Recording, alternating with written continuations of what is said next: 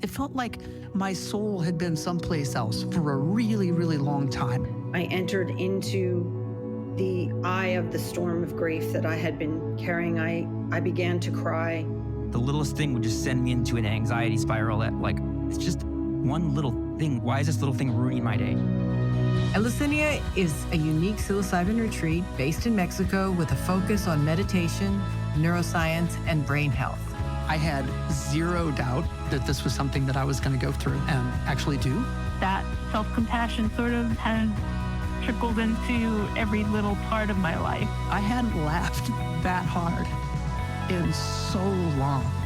The profoundness with which I experienced like reality, the magnitude of the beauty was just completely overwhelming. Thank you guys both for being here, for coming to the show. Today we're having a special episode. Not only do I have a special return guest, Jim, thank you so much for being here, but I also have our founder, Jessica. Jessica and Jim have so much in common. Jim has not come to Eleusinia only once, but he has come twice. Jim, welcome. Can you tell us a little bit about who you are and why you decided to come back to Eleusinia? Thank you for being here. And Tanya and Jessica, thank you very much. I went back to Eleusinia twice because I'm a slow learner. Just for the benefit of those who maybe didn't hear my first podcast, I am one who suffers from cluster headaches. And cluster headaches are definitely not migraines. They're a different type of headache. And as the name suggests, they come in clusters. My clusters can last anywhere from 2 to 4 months at a time. And then there'll be a period of completely headache-free. That period, headache-free period, can go for me, from about 1 to 2 years. But then I'll get hit with another cycle. These started about 35 years ago. So I've been dealing with this for quite some time.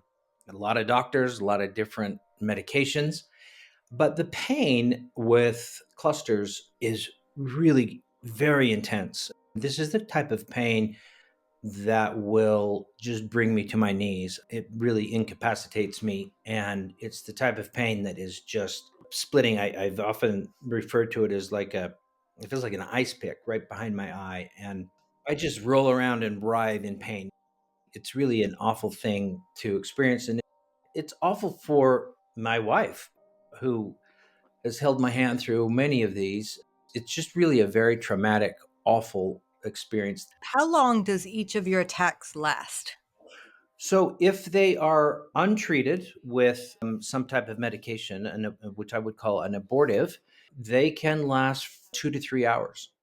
2 to 3 hours. That is a So, long time to have an ice pick in your eye. it's terrible pain. It really is unbearable. And first things first is to find something that will take the pain away. And I've had all kinds of interventions in that regard. What will happen during a cycle is it'll happen 2, 3, 4 times a day. It's not just like it comes and then 2 or 3 days later I get another one. Right. The cycle will start off slow, like maybe 1 a day, then it increases to 2 days, and then it ramps up both in terms of frequency and intensity. And then likewise, toward the end of the cycle, it starts to taper off. So I know when a cycle starts because that headache is very distinct, and I know I've got another cluster cycle going. Like I mentioned, I've been to many doctors about this, and there were three different tracks really that my doctors and I have searched for. One is a medicine that will help abort the pain, to arrest the pain. And again, like I said, I've had all kinds of different treatments for that. The other track is a medication that will actually break a cycle, so that not only will I can take something to get rid of the pain, but maybe something else to break a cycle. And then the third track would be to find a medicine to completely, or some type of treatment that would completely prevent a new cycle from ever starting. That has been my journey for the last 35 years. Have any of those medications been significantly effective, or what has been the most effective for you? Most effective by far for aborting the pain is sumatriptan. It But comes in with many. multiple attacks per day. That's not a medication you can take multiple times per day. No, uh, and that's the problem. That's what part of the reason why I gratefully ended up at Eleusinia is because what the only thing that worked for me of the sumatriptans was the injection, and it's like a little EpiPen. You feel a cycle or a pain attack coming on, and it works. A couple of problems with the sumatriptan, however, is you can't take it, or you're not supposed to take it more than 4 times a week. So when you're telling your doctor you're taking it 4 times a day, they're not very happy. Well, what are the risks? What did they Problem explain to is the risks? the risk is pretty significant. Because it's an intensive vasorestrictor, particularly the older you get. And by the way, I'm 61. The older you get stuff in your pipes, and if there's stuff in there, and all of a sudden you have a massive vasorestrictive medicine, then the risk is heart attack or the risk is stroke. So Just quite mild stuff then, right? Just mild stuff. just the mild stuff. And so every time I had a pain coming on, it was like, do I writhe in really intolerable pain, or do I play Russian roulette and take my shot? And I was taking the shots, and I was taking them multiple times a day. And the doc kept saying, Jim, not you can't keep doing this. Oh, and by the way, when you're 65, we can't prescribe this medicine for you because of those risks. Oh, that's quite a hard line. I was up against some real stress that way. Another I imagine. intervention that really helped Jessica was oxygen. It was you get these huge tanks, not just the little ones that you see people with like emphysema or something like that carting around their little friend.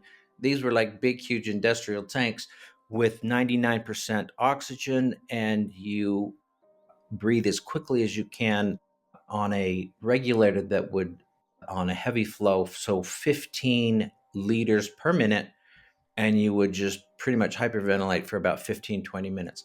And that would also help abort pain. It wasn't always successful. So what I could do is I could intermix oxygen and the sumatriptan. And my problem with the oxygen is you're strapped to your oxygen tank, and it's not It's not a very mobile life. not a very mobile life. What happened was I had a really bad cluster cycle in the fall of 2022. My neurologist in Los Angeles, and by the way, I live not in Los Angeles, but I found a neurologist in Los Angeles who was really aggressive with the treatment of clusters. And I would go down during a cycle, and she would give me intravenous submersive ketamine treatments, not just ketamine, but a bunch of other stuff too. And so during this cycle, my wife and I went down to Los Angeles, and this was 3 months into a cycle. So I had just exhausted, really exhausting. And one night when we were there after my day-long treatment, I had just decided that this was too hard. That I can't live with this condition anymore, and I just can't keep doing this. And we had a pretty serious talk, and I just said, I can't continue. I'm not going to do this anymore. And I was really touched by her response because she said, I understand. And if that's the decision that you come to, we'll have to deal with that.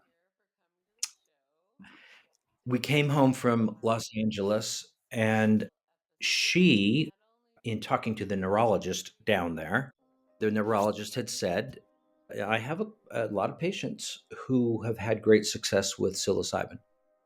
I can't prescribe it. I don't know how to prescribe it. I don't know how to do anything about it, but I have had a lot of people successful with psilocybin. So my wife came home and did some research and found Eleusinia. I looked at the Oh, webpage. wow. I looked at the webpage, and given where I was, both mentally and physically, I pushed the book now button. So that was my first time in November of 2022. And what Eleusinia or what psilocybin did for me in Eleusinia, I had zero experience with psychedelics, zero experience with much mind altering substance of any kind. And what the psilocybin did, the mushrooms, during my first big dose, a 5 gram dose at Eleusinia, was it completely changed my attitude and my feeling about the disease that I have. And I can't emphasize that enough because it wasn't just, oh, a nice feeling that I had that kind of came and went. It was a profound switch in my mind about how I felt about this disease. I immediately felt through my experience that this disease was not bigger than I was, that I could deal with this, that everything was going to be okay, and that I have a place in this world, and this world is actually really pretty amazing and beautiful. Total And paradigm shift. it was Jessica, it completely was a 180. I came home from that trip, and it was Thanksgiving the next day, and I had a house full of guests who also knew what I was up to and my difficulties with this disease. I walked in, and everyone looked at me and said, "What happened to you?" I carried Wow. Okay. myself differently. I had a different look in my face, and I'm telling you, it's never left. It completely, it's like what you hear when people who suffer from PTSD talk about what psilocybin does for them.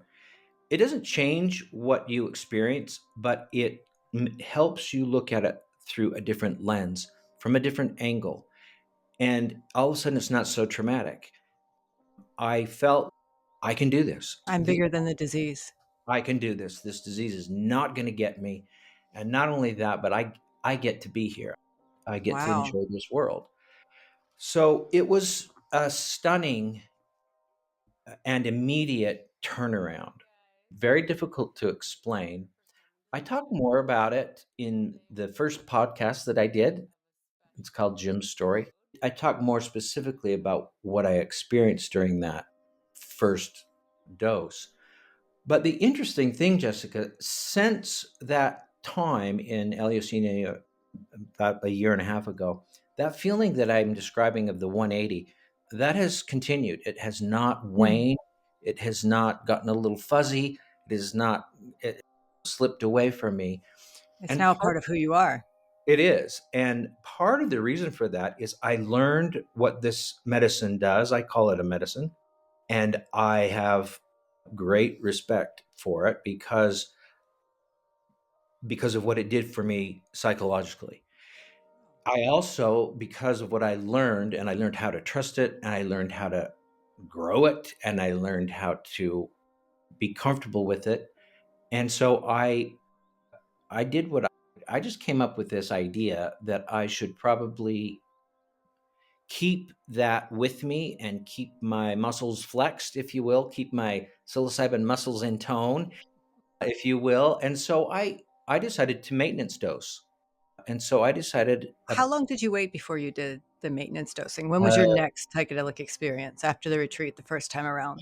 I decided I was going to do it every month. And so Every about month. a month after I got back, I did a not a big dose. It was a 1.5 gram dose, just like the mini dose that we did at Eleusinia. I learned at Eleusinia that there's a big difference between a 5 gram dose and a 1.5 gram dose, and that the 1.5 gram dose is much more manageable and yet as meaningful. So That's why we do it that way. We want you to have an experience that is intense, like the 5 gram dose, and that you can, and also the lower dose, also so that if you ever do, let's say, overshoot it in the future, it doesn't come as a big surprise or as something scary. that's true. And I think that's really smart because, boy, there is a huge difference. But I also can say that the 1.5 experience for me, maybe not as intense and certainly not as long, they have been just as meaningful. I've done it every month since that first trip to Eleusinia. And I'm really glad I have because I think it's done a couple of things. It reinforces that feeling that I have. And it also I just call it keeping in tone, my muscles in tone. Not that I'm any expert on this because I'm certainly not, but you learn to be more efficient in your experience.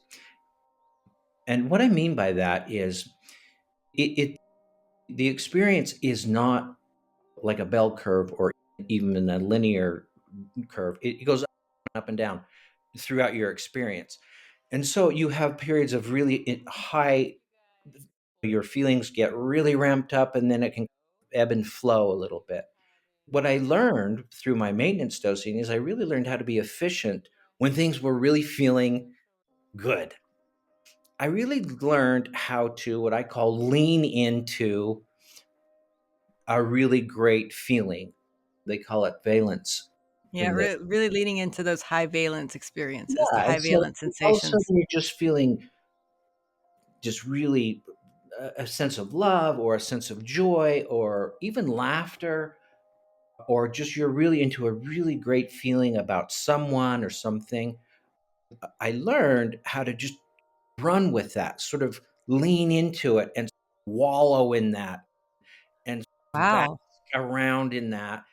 And on the flip side, when it starts to dip, when you're feeling agitated, or this is not a pleasant feeling, or this is yucky, or I don't like, blah, blah, blah, that can happen, and it does. I also learned how to either look at that and try to think, okay, what can I learn from this feeling that's all of a sudden surrounding me? Or I learned how to change channels, shift away So you're from it. training the negativity bias out of yourself. That's pretty impressive. That is exactly what it was. And it's easier said than done because it's a very simple action. You can change that channel, getting out of that negative space by doing very simple things like moving, just moving a little bit. Yes, those things that we go over at the retreat Just like also. you told Yes. us, uh, It's almost like it works. get your butt out of the chair and go sit in another chair. And you're Yes, totally different world. all of a Totally sudden, different world, Jim. oh my gosh, I'm in another world. Or how Yeah. about this? Put on your sunglasses. Oh wow, Oh, that's a different dimension, not just a different that's a world, whole totally different dimension. Make changes. yeah. Put some different Have music. a varied experience. That's So great. what this maintenance dosing did is a couple of things. It taught me how to be efficient in my experiences, and it also helped me just solidify that tremendous psychological boost that I first got at Eleusinia.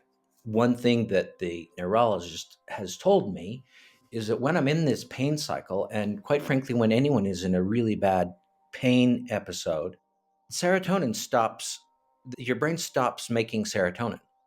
And I don't really understand what serotonin is, except I'm not sure that anyone really understands what serotonin is. We know that too much of it is really bad for you. We know that it does a lot of different things. It's it's a modulator. Even when you get into the real neuroscience of it, exactly what it is and how it affects the conscious experience is still quite a bit of a mystery. it's still a mystery to me, even after doctors have tried to explain it. But one thing they've tried to Oh, but explain Jim, it, they don't really get it either. they, That's they that's that's the secret. They don't really know. it's the hormone or the secretion or whatever it is that they call it the feel good medicine. And so when it's not being produced, it has the opposite effect, obviously, and you can get super really depressed. And that's also a confounding and comorbid feeling of this, I can't go on, I can't do this anymore because I've Well, been, being in pain is depressing.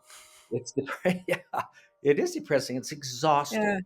It really is. And Exhausting, so, depressing, it causes you to be quite myopic, like, you oh, can't see the future, you can't see the road forward.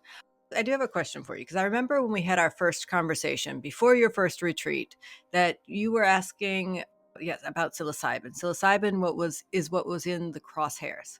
But I remember in that conversation in the back of my head, I was like, "Oh, this guy doesn't know about DMT yet. He doesn't know yeah. he doesn't know the part that DMT can play in his life yet." Correct. Was that in the back of your mind at all? How has that changed? That's the other thing at Eleusinia. The first time in November of 22 is I was introduced to DMT. DMT is a liquid that's in a vape, like a vape pen, and you are given the chance to experience that the day after the first big macrodose at Eleusinia. And quite frankly, Jessica, that day when it was the DMT day, I was so blown away by my psilocybin experience. It was like I didn't even want to try it. I was like, no, I've got too much on my plate to deal with. I can't deal with this. But you told me, look, this DMT stuff can be a great tool, especially as an abortive medicine for For the pain. headaches, So yes. of course that intrigued me, and I did try it. And it is as the literature on the website explains, it is a very intense psychedelic experience, but it's also very short. It lasted for me from anywhere from about 10 to 12, 13, 14 minutes before you really start to land. But it is very intense, like looking through, for me, a kaleidoscope. It really is like ego dissolution. You are aware of time and place when someone says to you, okay, take a breath and wiggle your fingers. You're aware that you're still in your body and you can move, but you're just off in Neverland. But it's short. When you had that experience, did you have any like clues from that about how it could apply as an abortive? I know you weren't in a cluster cycle, so there were no headaches around the Right. corner at that point. The answer is no. I just thought, wow, that stuff is strong. It scared me a little bit because it was so strong, and it was like, oh, wow, I don't know. But I was introduced to it, and I actually left Eleusinia with that introduction. And then I want to fast forward 1 year, because a year after that, I started another cycle, another Mhm. cluster cycle. And so this would be December of 2023, just a few months ago. I started another cycle.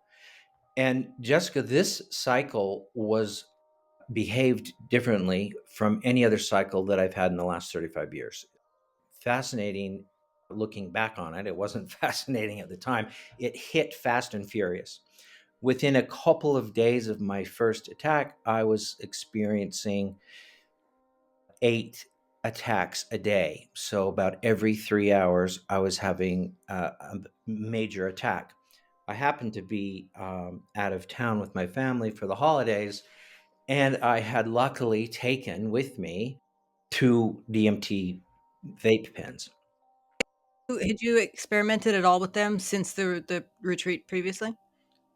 No, which So they was, were just sitting hey, there staring at you all that time. they were Okay. sitting there staring at me because I was just thinking, oh, I hope I don't have to use that. I don't know why I thought that, because think about it. I was so brave and conscientious about flexing my psilocybin muscles every month, which to great benefit, but I didn't with the DMT. All of a sudden, I'm in crisis mode. I'm in panic mode because I have a new cluster starting and it's fast and furious. And so I had to I did grab the pens. So this is what happened, Jessica. This is the type of pain where once it starts, it escalates very quickly. Within 5, 10 minutes, you're on the floor, writhing in pain. So you got to get an abortive in there quickly. So at that point, when it hit me, I had a choice between taking my sumatriptan shots, which I always travel with a big bag of sumatriptan pens, or my DMT that I learned about at Eleusinia a year ago. Uh, so I, because I hadn't been practicing it, I was scared, but I grabbed for the DMT, and I took 4 or 5 puffs. I can't remember exactly how much, it, but about 4 or 5, maybe 6 puffs, and off to the moon I went. And when I landed, 5, 10 minutes later, there was no pain, zero pain. And I'm not talking about Wow, that's impressive. pain reduction, oh, going from an 8 out of 10 to Oh, it took me down to a 3. No, it went to a 0.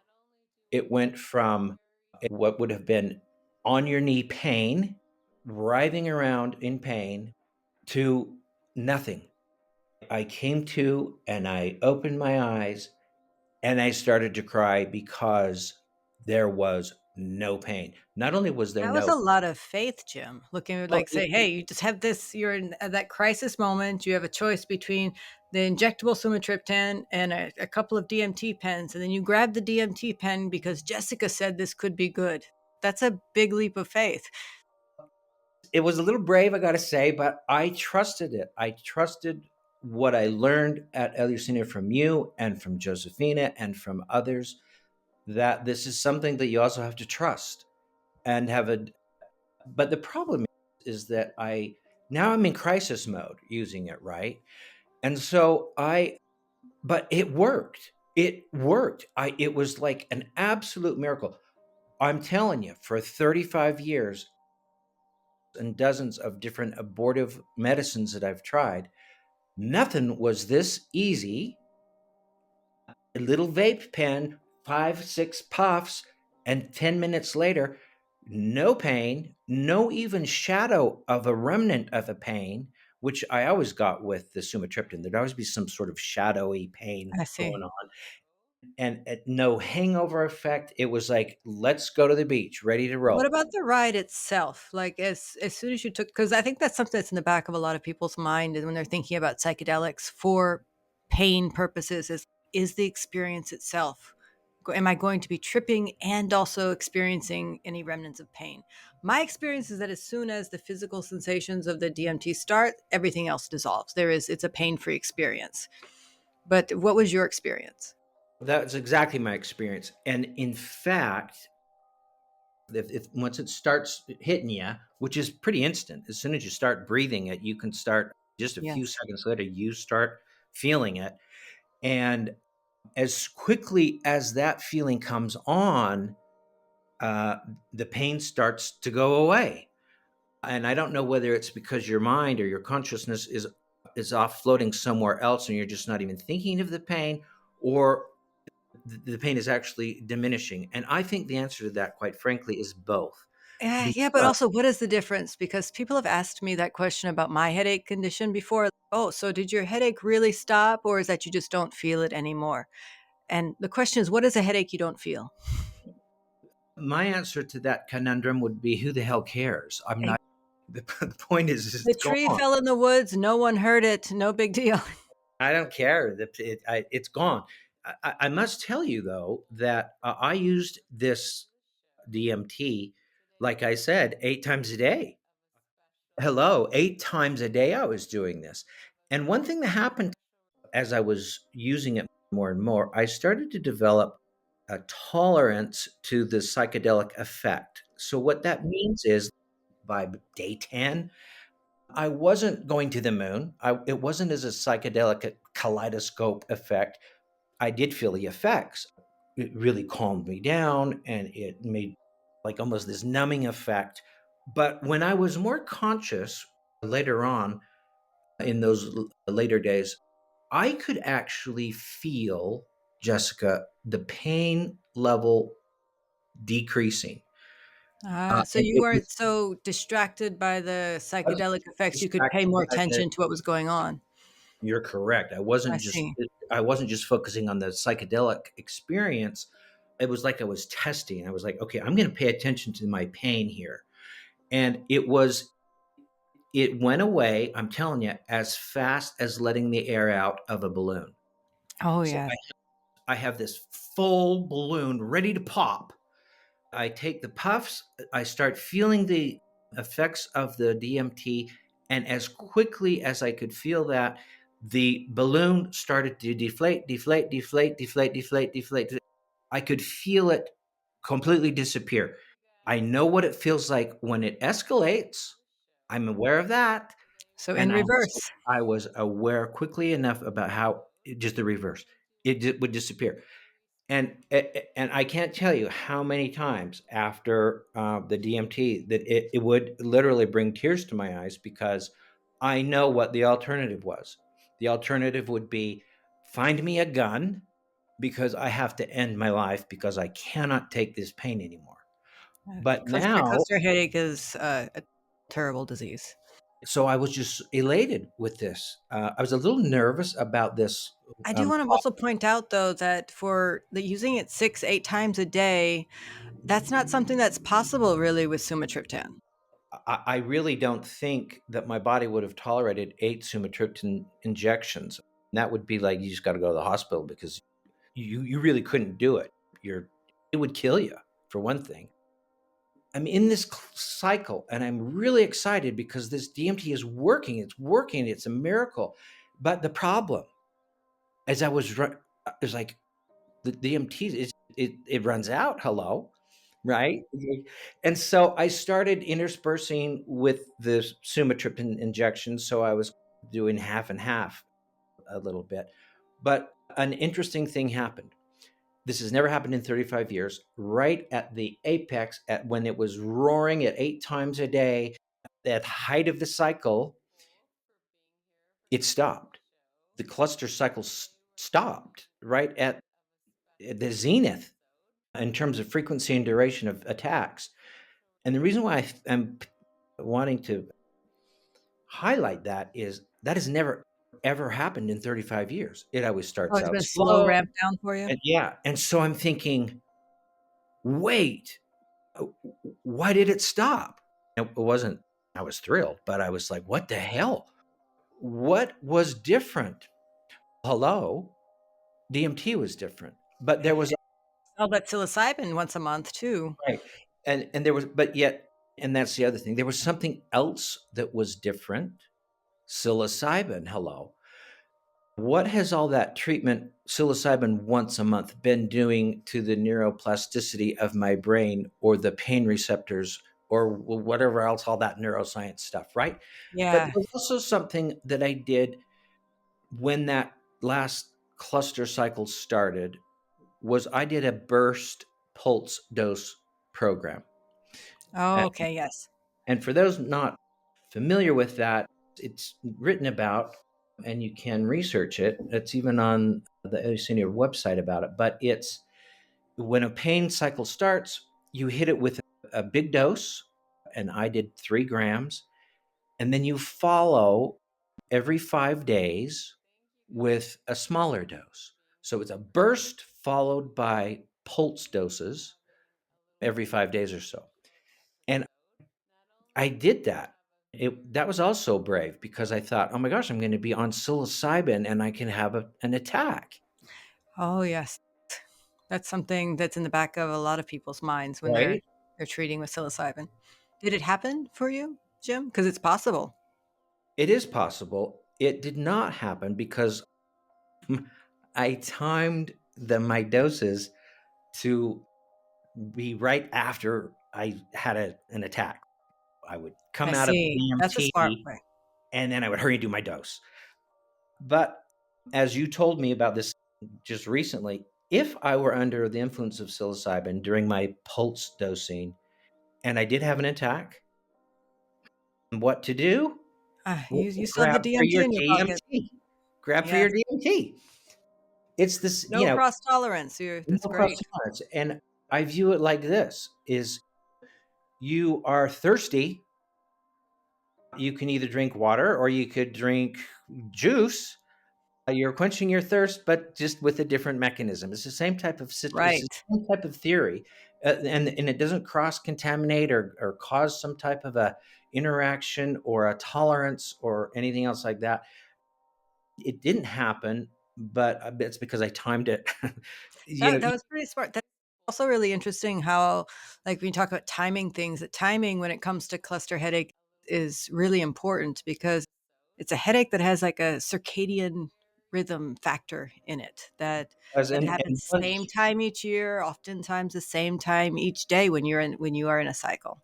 so mine don't necessarily have a seasonal pattern, but once a cycle starts, it has a time. You can almost set your clock by it, right? And so I'm going back to this last cycle that I had when it just stopped midstream, right? What was different? I was treating it with DMT, All the psychedelics, yes. 100% effective DMT treatment. And then I was also doing this s- psilocybin pulse dose, which broke the cycle. So this 35-year quest that I've had to find something that I can use to abort the pain, I've found with DMT. I've been 35 years looking for something that can break a cycle. And even though I only have one cycle's experience under my belt at this point, I'm convinced and I feel really that's what broke that cycle midstream was the psilocybin. Not only did it break the cycle, but it changed my outlook on my life in general. And so the psilocybin together with the DMT, from what I learned from you, Jessica, and at Eleusinia, has been an absolute life-changing thing for me. And I'm not going to go through all the things that I've tried, but it would make you cry if I were to sit and describe what I've been through searching for what I found at Eleusinia for 35 years. I was considering brain surgery. Have I an was implant put in? Is that what you were going to considering? they were going to take out my eyeball and go in and cut all these nerves. Ooh. I actually went to the doctors and had all the I was seriously considering it. The problem is you can go blind, you can lose motor, all this other stuff. There's also the other side is then I've heard of people who've done that and then it just switches sides. And it just switches sides, yeah. Like a And, great cosmic joke. Okay, we got this side covered. Okay, now the other side. and by the way, which side was it supposed to be? And the amazing thing is that these two medicines, from what I learned at your retreats, I don't have to go fill out insurance forms and get second opinions and pay thousands and thousands of dollars for and wait and only get certain amount and all this business. I can make it. I can Yes. You don't have to be on anyone else's schedule or I dependent on anyone. No one and gets to tell you, hey, you can't have this after 65. yeah, you're right. And it's not going to give Also, me it's safe for after 65. Because I think that all these, like where you're mentioning a few times about how you had DMT that often or the psilocybin that once a month. These are things that don't carry the same physical risks as the prescription pharmaceuticals. They're physically safe for that kind of frequent use. So one may question then if I found this miraculous DMT and I was having such great success with psilocybin, why go back to Eleusinia the second time? Um, Yeah. You missed us? Did you really miss us that much, Jim? of course I missed you. And here's why, is because I still, even after that last cycle, I still was feeling a little uncomfortable and a little unsure about this DMT because it's really intense. It's an intense experience. And I also wanted to So you're telling me you were still unsure and uncomfortable with it after having that intimate experience with it, like yes, every like 8 times in a day we because still need to work on that. quite frankly, I was still very scared of it. I was still scared of the actual experience. And I figured out why at my second trip down there to Eleusinia.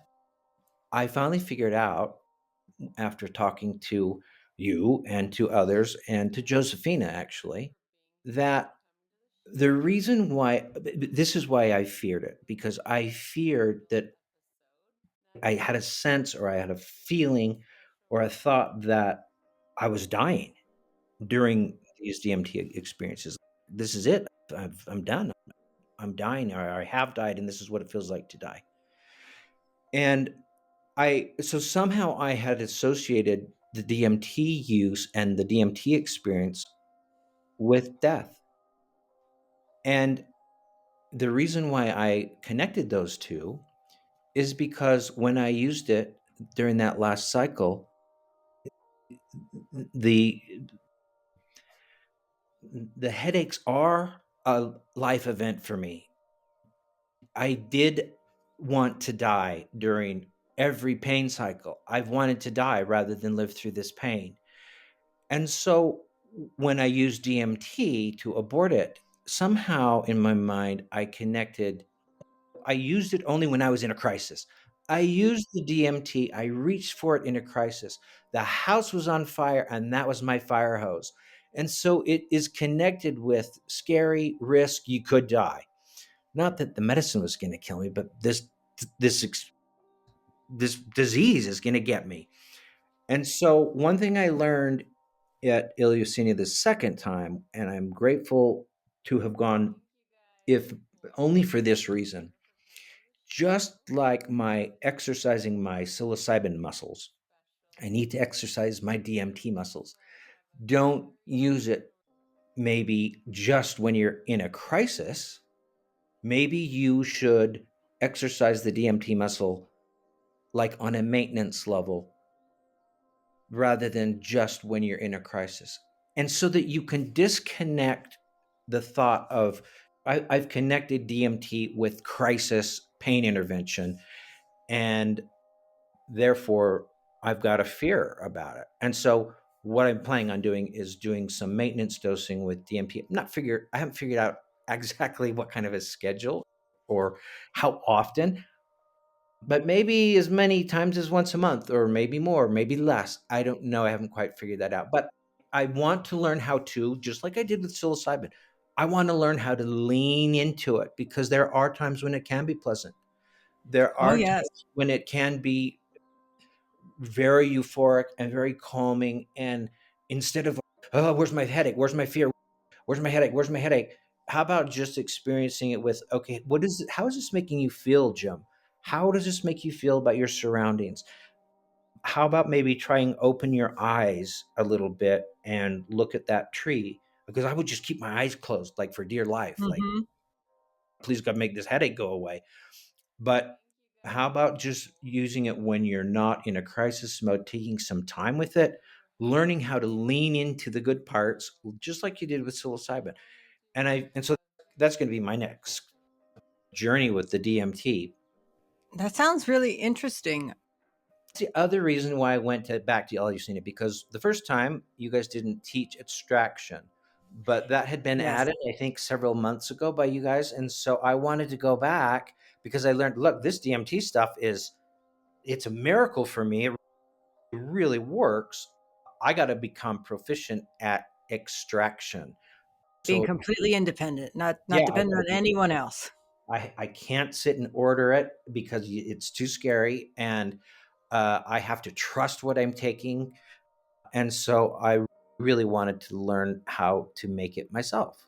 And because it was so effective and so easy to use, Jessica, I would take it to the beach. We were in Hawaii, and I would just take it to the beach, and I would feel, sure You enough, can't here do it that with comes. an oxygen tank now, can you? I didn't have my oxygen tank. I didn't have my sumatriptan shots. I had my little DMT vape pen, which, by the way, so did about 50% of the other people at the beach, although it wasn't DMT in Probably their vape. not DMT.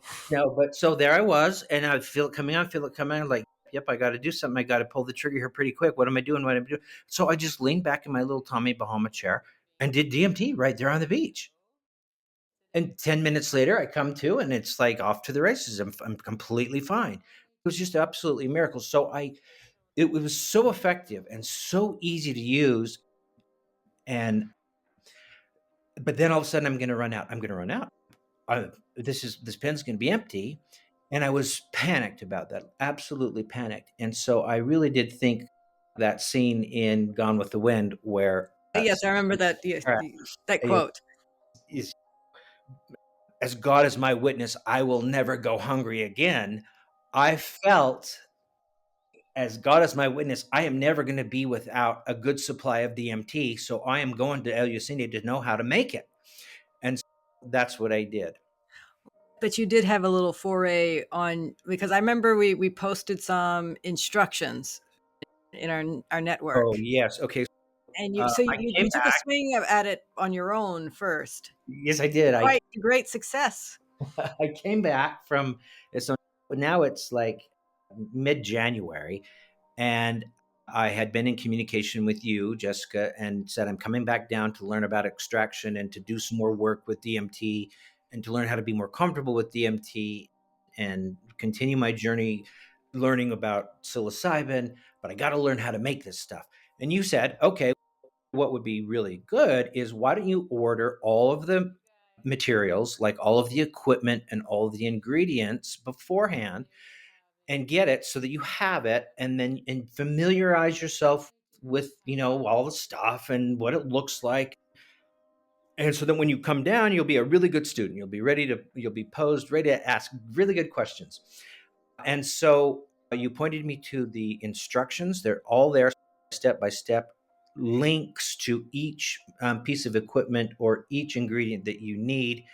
And it was so easy to read and so easy to follow. Although I must say it was a little daunting just to read it. It's 20 pages long. And you're like, oh my God, I'm never going to be able to figure this. I can't cook eggs. How am I going to learn how to do this? And but I started clicking on all the little links. It takes you right to where you need to go. You just kept pushing I just imagine you couldn't just sit on all those cool toys and just let them stare at you for too Oh, and so long all of a before sudden, you had once they were all delivered, a few days later, I had this box of like Christmas what a presents. guy to do. I had to open it up and feel it and look at it and smell it. And I'm reading the instructions. I said, to hell with it. I'm not going to wait. I'm going to do it right now. So I did it. I made it successfully and got a batch of DMT before I even came down. So I was So you absolutely. were a great student in the end in that So I class. was. The point is that the instructions are clear enough. It really did help, by the way, to see hands on and to Mhm. ask some fine tuning questions like, why do you really do that? And can I take a shortcut? I because I can never be hungry again. So having all those like that all that lab equipment, all the toys, the beakers and all that stuff, that was like having Scarlett O'Hara having to sit on a bunch of food. She Exactly, right? Yeah. And by the way, that it is really cool because there's all these. You're right. There's beakers and there's mixers and there's tubes and there's and glass funnels, if you can Yeah, imagine. you were All feeling these like really Bill cool. Nye the Science Guy. So I had to really get into it, and it works. And it is one thing that I learned in going back and seeing it in real time is that this is not it is not organic stuff that you can destroy. It is organic in terms of the bark powder. Right. But you're not synthesizing anything or No, changing you're anything. You're not. just getting something out of going from Yeah, a the small molecule. concentration to a large concentration. Yeah, the molecule you want is in there. You can't Yes. destroy it. The only trick is you got to get it out. And Right. so if even if you make a mistake, there's usually a There are workaround. ways to backtrack and dig Yeah. yourself out of that. Yes, I did learn how to extract and have done it a couple of times since that first. Did anything go wrong, or did you have any trip ups in that first try? Yes, one time there was one time when I mixed the lye with the water too quickly. Like you should do it very slowly and let some dissolve, and then pour it again, let it dissolve. I did it too quickly. I dumped it in too fast, and the spinner mixer got clogged up and stopped spinning, and it heated up too fast and cracked my beaker. Oh, I was just heartbroken. I figured it out, and I just right. went a little slower and was a little more patient. And it you do learn some tricks. You learn how to be a little bit more confident, but not dumb. And Right. You learn what you can be confident yeah, or yeah. fast So with. I was really glad to go back down for my second time at Eleusinia because it helped me so much with fine tuning the extraction. I sat through the mushroom cultivation course again, and I learned some tips that I'd forgotten about. And And it's a lot of yeah, information the first time around. I've fine tuned my production, but mainly I really got a better idea of how to become more comfortable with DMT. Learned some new things about psilocybin as well. I should point out that my big dose at Eleusinia this second time was a uh, vastly different experience than the first dose the first time. Now, it is true that every psychedelic experience is different. Even on my monthly maintenance dosings, they're all a They're little all bit different. different. The first one was really frightening, and I had some scary moments, and it was hard. It was hard, not the whole time, but that was that was hard for me.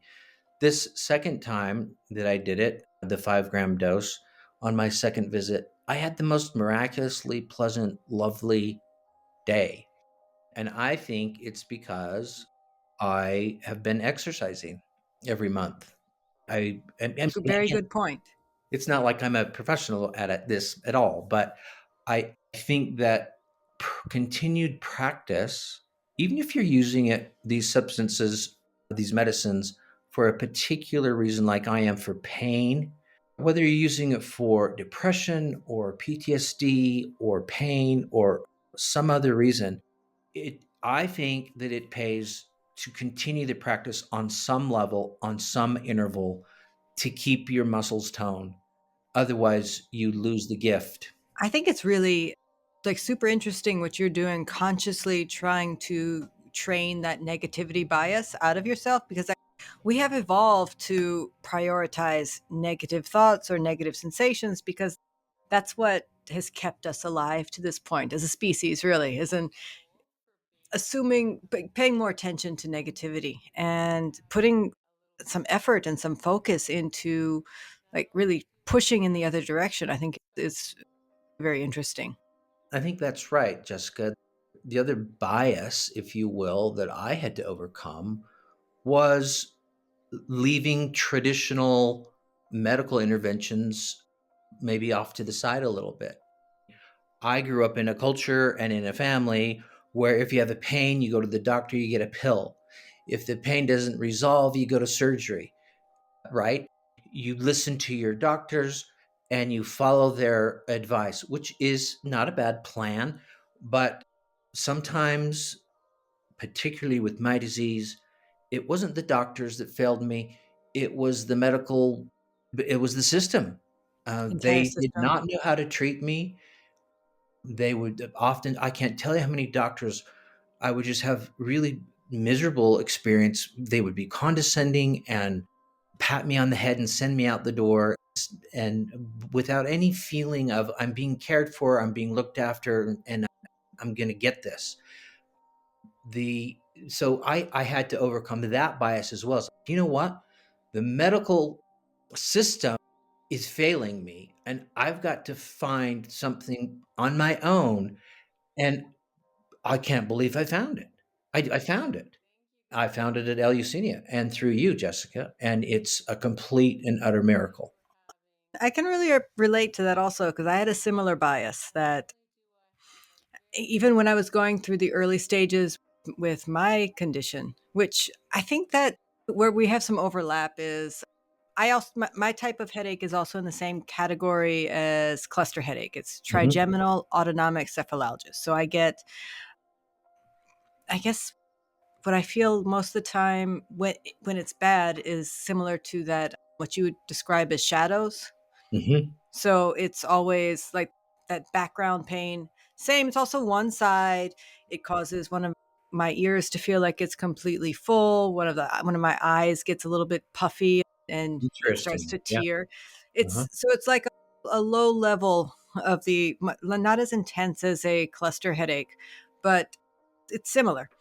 Yeah. And when I was going through my process with Western medicine doctors, that I had this idea in the back of my head that all I had to do was say the right combination of words, get in front of the right person and say the right combination of words, and they would know the answer. Mm. And Yeah. Yeah. maybe we were like we were betrayed by like I watched House a lot grow up. I mean that like we so disappointing because it doesn't really work that way. The most thing I would say the doctor, if they found themselves in that position, they wouldn't be able to save themselves, much less have ideas about how to save somebody else. Yeah. And there's another bias too is, like it or not, these medicines are still Schedule 1. It's illegal to possess or use or certainly produce. And there's that also. I mean, I got to say, that was one of the hurdles I had to cross is, Jim, this is illegal. What the hell are you doing?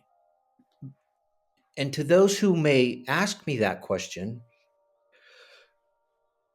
I would say, you walk the walk that I have for the last 35 years. You experience the pain and the grief and the fear of pain the way I have the last 35 years. And then ask me that question. Because maybe you Yes, will have a little different 100%. perspective, about why I marched off to Mexico to learn about these substances. It is Without a life or death kind of choice. That's when life is not acceptable, like not you're not capable of continuing in a certain way. In any other avenue can is on the table. it, yeah, it's like I've said, it's been a game changer. It's given me hope, and I feel like I'm loaded for bear. I'm ready for this. To If I have another cycle, which chances are I will, I'm ready. I know That's exactly what great. to do, and I'm still very hopeful, and I still believe that what the psilocybin is doing on a longer term basis is changing the neural pathways in my brain, and that someday I won't have another cycle. Definitely, that is a possibility. But I do have a one question also for you is let's say if we were back in when we were having that first conversation, would you have any advice for that other version of Jim, that first guy that I met? What kind of advice would you give him at this point? Other than don't put the lie in too fast. Oh, you mean for extraction? No, I'm talking No. over like on this life journey, looking back to that Jim that I was talking to in our first meeting. Do you have any pointers for him? Yes, I would say you need to trust Trust this. this. You need to trust this medicine. It's powerful and it works for a lot of people. And if you can let yourself go with it and not put the brakes on constantly and open yourself up to this different type of treatment for what you've got, I think that this is going to work for you. I was so desperate that when I saw the website for Eleusinia, I didn't have any hesitation. I was scared. I was anxious. Oh my gosh, what am I doing? What am I doing? But I was so desperate for help that I was hell bent on trying. And I just think it would be, trust this process. This stuff works. There's been so much written about psilocybin, and not a whole lot on DMT, I must say, but there's been a lot of stuff written about psilocybin. And part of me was thinking, oh, great, this is the new snake oil of 2021. It's psilocybin is going to cure everything. But I just thought, look, why not? Why not try this, Jim? You've tried everything else, including braces. Oh my God, you were thinking of brain surgery. Why not go puff on a vape? Braces? Someone was going to change the alignment of your teeth Oh, based on yes, this? I did do braces for 2 years because they told me that I needed jaw surgery because it was my bite that was causing my headaches. And so they wanted to get me ready for jaw surgery. So they said, go get braces because we need to change your bite. And then we're going to cut your jaw and then we're going to put it back together and then you're not going to have any headaches.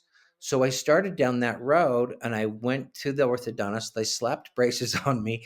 And a year into it, the orthodontist finally said, you know what? This isn't going to work.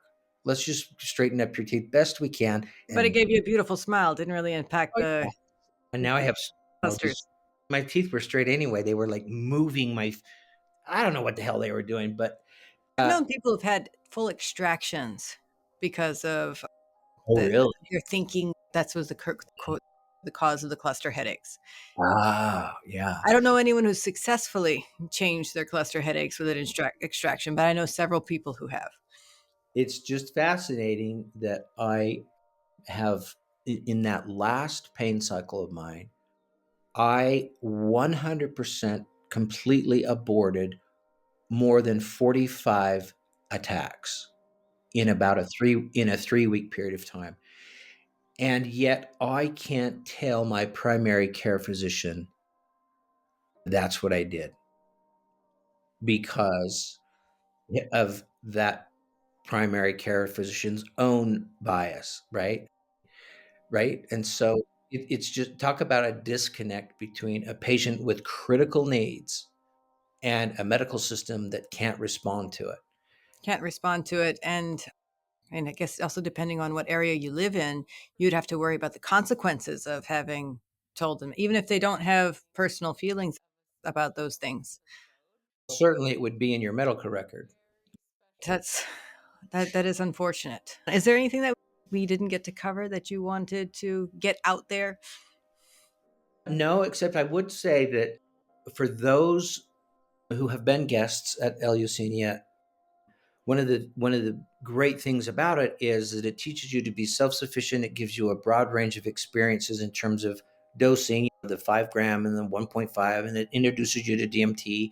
It gives you the introduction about how to produce it if you want to. And so they send you out the door pretty prepared to go on your own journey, pretty self-sufficiently. But those who feel like they need to sink into it a little deeper and learn more about their journey and learn more about extraction and cultivation, it's worth another trip. And I think that this is such a journey, and it's just that, it's not a destination. So it's a journey. And I felt like it was very valuable to go back a second time. We were very happy to see you. I'm always very thrilled when we get return visitors because it feels more like a family reunion than Yeah. just a retreat at that moment. Like familiar faces is great. Well, who Also, to knows? see someone Maybe who's using all these tools and really using it to like full extent to make yeah. real changes. Who knows, Jessica? Maybe I'll come down a third time. You never know. Maybe, and we always have that ongoing special for return guests that you can add someone to your room, Oh yeah. a Mhm. complimentary person in your room if you want to come down with a friend or come down with that's something that's always open. That's true. Yeah. I can't thank you enough, Jessica, really. What you have put together, really on a quest for helping people with pain. And it's developed into not just physical pain, but other types of pain. It really, for me, has been just a life changing thing for me. And I'm I very think when grateful. it comes to pain, we hit several birds with one stone in your case. Yeah. Yeah, we did. Two And stones. We're I talking about never, the DMT and then psilocybin. I never would have thought. 3 years ago, I never would have thought that I would be on this path, and I didn't think it was possible. And so it's been a little bit eye opening for me. Honestly, Jim, if I look back 5 years, I would have never guessed I'd be on this path either.